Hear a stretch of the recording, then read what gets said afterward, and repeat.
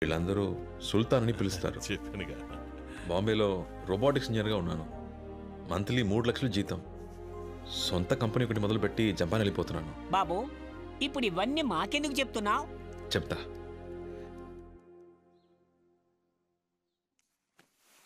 మీ మేనల్లుడు అమ్మాయి నచ్చలేదు, ఈ పెళ్ళొద్దు అని చెప్పాడు.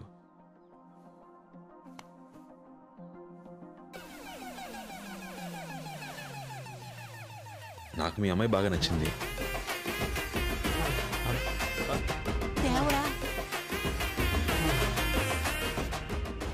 నేను పెళ్లి చేసుకుంటాను.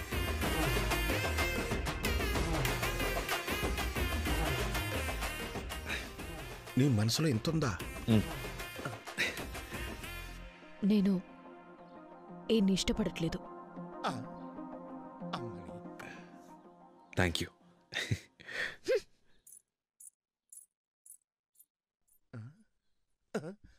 అరే రే, ఇష్టం లేదంటే నవ్వుతున్నేంటి? నువ్వు పెద్ద ఆవారావి బాసు.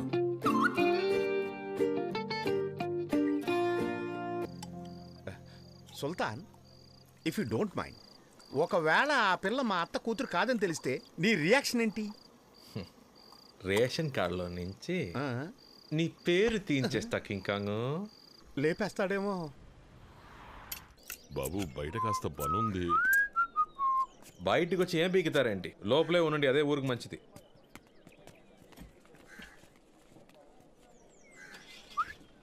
బండి రెడీయారా?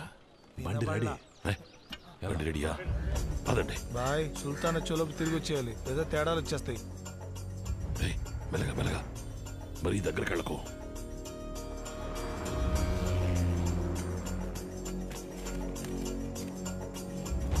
తిప్పు తిప్పు తిప్పు. ఇక్కడే లెఫ్ట్ లో ఆపు. ఆపు అని చెప్పాను. ఆపు. ఈ చవట ఎందుకు తీసుకొచ్చావు?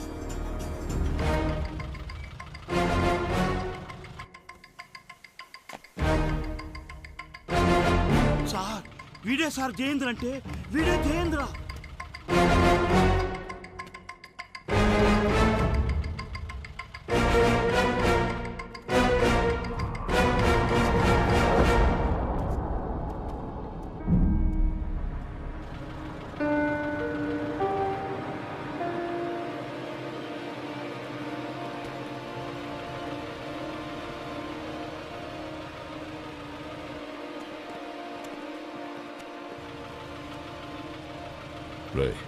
బండి తీరా. ఎరా కింకాంగ్, ఎప్పుడు వస్తుందిరా నీ అత్త కూతురు? మసు, ఒకవేళ నువ్వు ఆ పిల్లని చేసుకుంటే ఉదయాన్నే లేచి ఇంటి పనులన్నీ నువ్వే చేయాల్సి ఉంటుంది. ఆ చాకరీ చేయడానికి బావి నువ్వు ఉన్నావుగా. చాకరీ నాకు, పోరి నీకా. రే వస్తుందిరా. వస్తే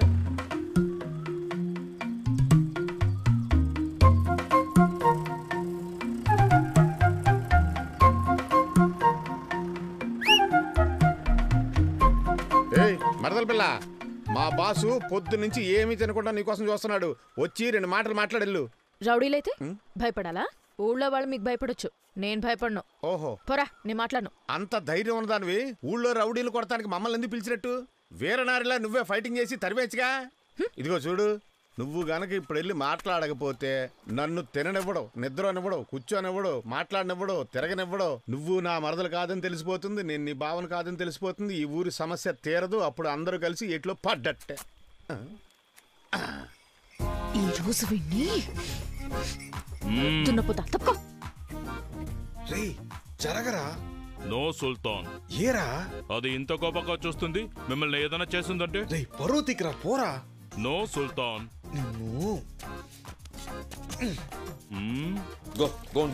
జై సుల్తాన్. సారీ అండి, ఆడికి పనిలో సిన్సియారిటీ కొంచెం ఎక్కువ. ఈ కలరు మీకు. నువ్వు నాకు ఇష్టం లేదని చెప్పాను కదా, మరి ఇంకెందుకు నేను వెళ్ళిన ప్రతి చోటికి వస్తున్నావు? ఏదో మాట్లాడాలన్నట్టుగా మాట్లాడు. చెప్పు. అది ఏంటంటే మరి. మాట్లాడు. అంటే ఎలా చెప్పాలా? త్వరగా చెప్పి చావు. అరే ఉండండి, ఊరికే ఆంగ్రీ బెడ్లాగా. ఆడున్నాడే వాడు నిజంగానే మీకు వరుస అవుతాడా? ఆడనోసారి చూడండి. అంటే మీరేమో ఇంత అందంగా ఉన్నారు, నాకు బుర్ర బదులు కొట్టుకున్నా వాడు మీకు బావలు అవుతాడో అర్థం కావట్లేదు. వీళ్ళేమో పెద్ద రౌడీ బ్యాచ్. ఒకవేళ మిమ్మల్ని బెదిరించి అలా అబద్ధం చెప్పించారేమో అని డౌట్. ఏంటండి బావని ఎవరైనా బావ కాదని చెప్తారా? ఆయన మా బావే. పైగా ఆయన మా కులదైవం కర్రీపోతురాజు అంశ. కర్రీపోతురాజు అబ్బో. మీరు మాట్లాడటం అయిపోయిందా? నేను వెళ్తున్నా. అయ్యో ఏమండి ఏమండి అంటే నా దిష్టే మీకు బాగా తగిలినట్టుంది. దిష్టి తీయించుకోండి.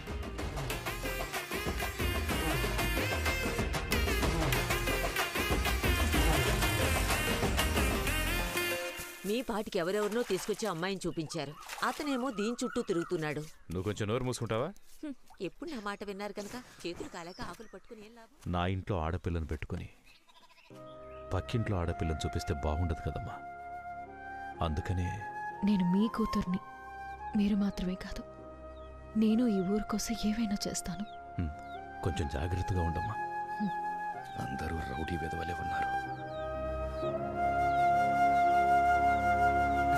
కాశీ కాశీ వాడిని వేసాడానికి మన వాళ్ళు తాలూకా ఆఫీస్కి వెళ్ళారు. ఆ విషయం సుల్తాన్కి తెలిసేలా చేస్తే వాళ్ళంతటి వాళ్ళే వెనక్కి వచ్చేస్తారు.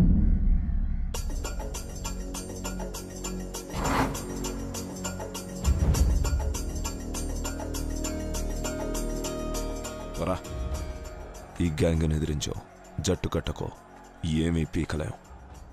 ఈ గ్యాంగే రా తోపు. ఇది నా వెనకలు ఉండాలి. వాడి పేరేమన్నా?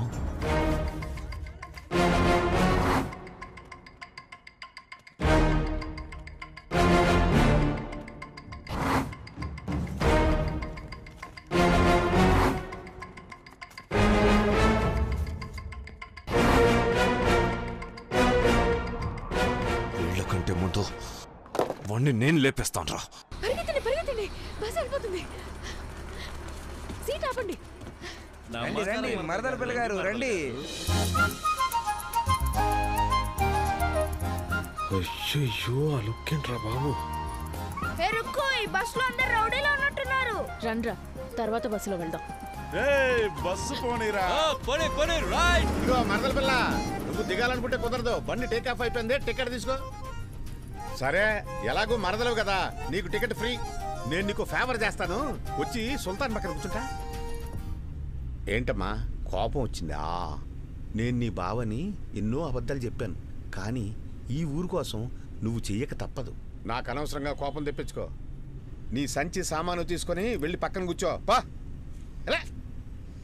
బావని గుర్తకుండా వెళ్ళు. ఏంటా లుక్కు? అదే చేస్తాయి. ఫుల్ ఫోర్స్ మీద ఉంది, ఖచ్చితంగా కూర్చోదు. మనం ఉంచడమే బెటర్. మీరు కూర్చోండి, నేను ఉంచుంటాను.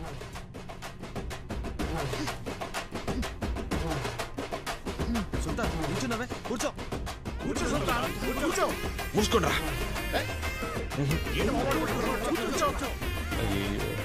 కూర్చోమంటున్నాను కదా, కూర్చో బాసు. మళ్ళీ అదే లుక్. అసలు నీకేం కావాలి? మీరే కావాలండి. ఏదో తమాషాగా చెప్పలేదండి మిమ్మల్ని పెళ్లి చేసుకుంటానని. మీలాంటి అమ్మాయి నేను ఎప్పుడు చూడలేదండి.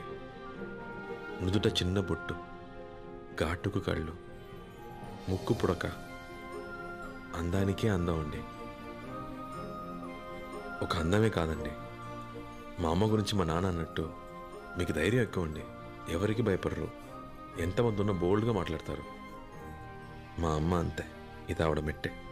నేను పెళ్లి చేసుకోబోయే అమ్మాయికి ఇమ్మని మా నాన్న చెప్పారు. నాకు ఇది మీకు ఇవ్వాలనిపిస్తుంది.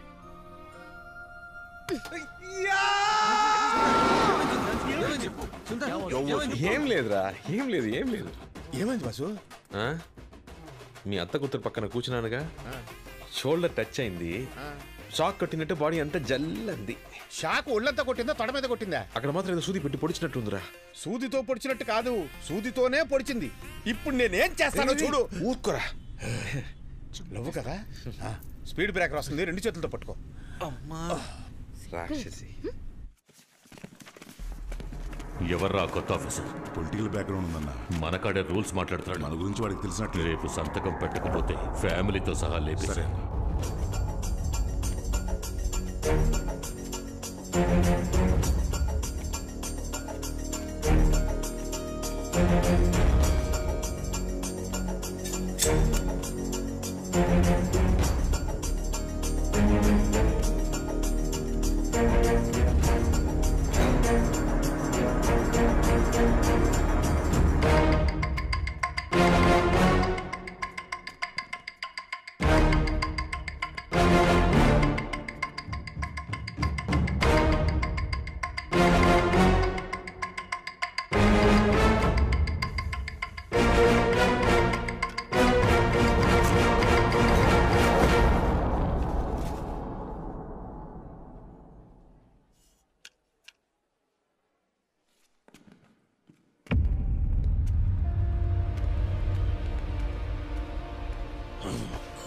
నిన్ను బాయ్ బయటకు రావద్దని చెప్పారు కదరా, ఎందుకు అనవసరంగా బయటకు వచ్చావు?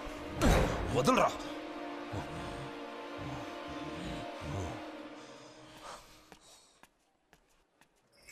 దామోదరం, రే దామోదరం, బండాపరా. ఏంట్రా చెప్పా పెట్టకుండా ఊరు వదిలి వెళ్ళిపోతున్నావు? ఇది నీకు న్యాయంగా ఉందా? ఇంకా ఈ ఊళ్ళో ఏముందని బయట ఊరు నుంచి రౌడీలను దింపుతున్నారు. జయేంద్రని ఖచ్చితంగా లేపేస్తారు. ఎప్పుడయ్యా? ఎప్పుడు? నానా ఆకలని పాపం నా పిల్లల కడుపు కాలి ఏడుస్తున్నారయ్యా. ఇంట్లో ఒక్క బియ్యం గింజ కూడా లేదు. అది చూసి ఏ తండ్రి మాత్రం తట్టుకోగలరు చెప్పు? ఓయ్యా ఏడుకొండవాడా, నువ్వే ఈ ఊరిని కాపాడాలి.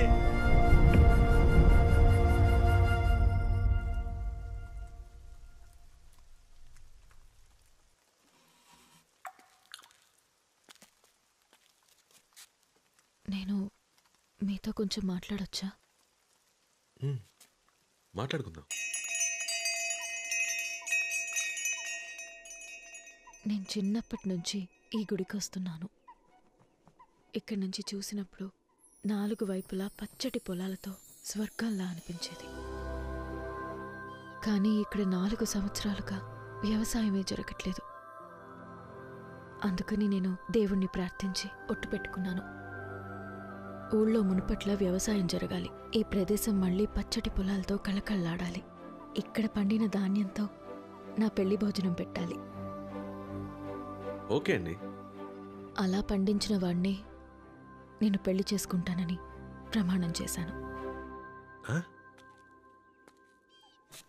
మీరు అనవసరంగా నా వెంటపడి టైం వేస్ట్ చేసుకోకండి. నేను నా ప్రమాణాన్ని తప్పలేను. మీరు వచ్చిన పని చూసుకుని బయలుదేరండి. వచ్చిన పని? రుక్మిణి, ఏంటండి ఇది? చిన్నపిల్లలాగా ఒట్టు పెట్టుకున్నాను తప్పలేనంటున్నారు. ఏదో నాకు సూట్ అయ్యేటట్టు ఒక స్టీవ్ జాబ్స్ అవ్వాలి, సుందర్ పిచ్చయ్ అవ్వాలి, ఒక బిల్ గేట్స్ అవ్వాలని చెప్పండి. మీకోసం తప్పకుండా ట్రై చేస్తాను. నేను వ్యవసాయం ఎలా చేయగలను చెప్పండి.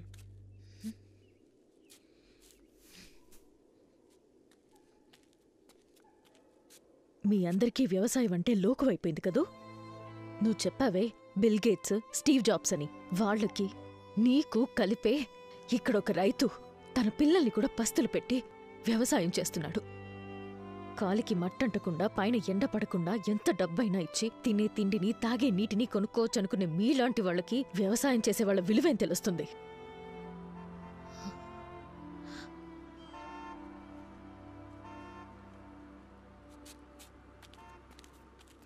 ఏందయ్యా ఊరు మొత్తం గుమ్మిగూడింది? మీ సమస్య జయేంద్ర కాదు, మీ సమస్య వేరే ఉంది. ఏం మాట్లాడుతున్నారు సార్? మీకు తెలియకుండా మీ గ్రామాన్ని అడ్డు పెట్టుకుని పెద్ద వ్యాపారం జరుగుతోంది.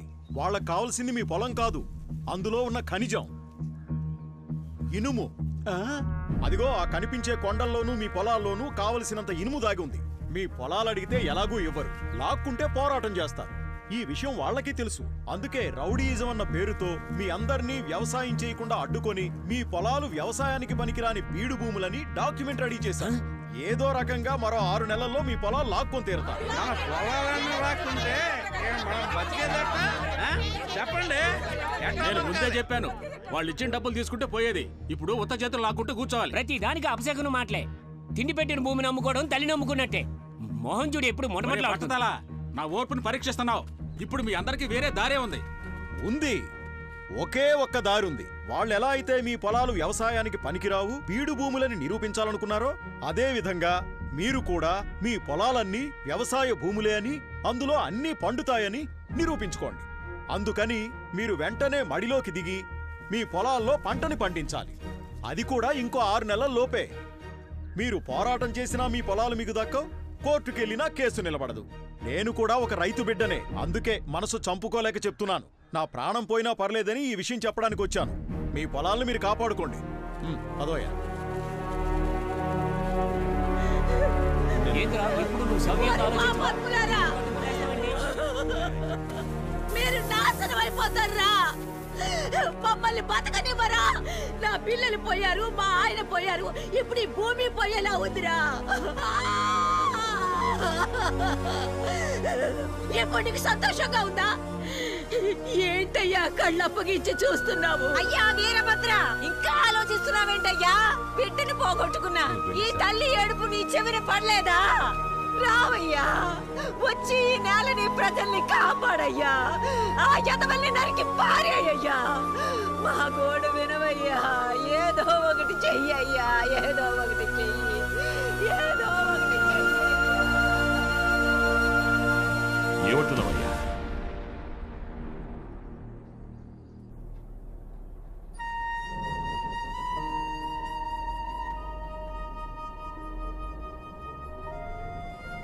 ఏంటయ్యా కళ్ళప్పగించి చూస్తున్నావు? నువ్వు మా కోసమే వచ్చావంట కదా మామయ్య. వచ్చి ఈ నేలని ప్రజల్ని కాపాడయ్యా. ఆ యదవల్ని నరికి పారేయ్యా. బాయ్ ఏంటి బాయ్? రేయ్, నువ్వు సుల్తాన్తోనేగా ఉన్నావు?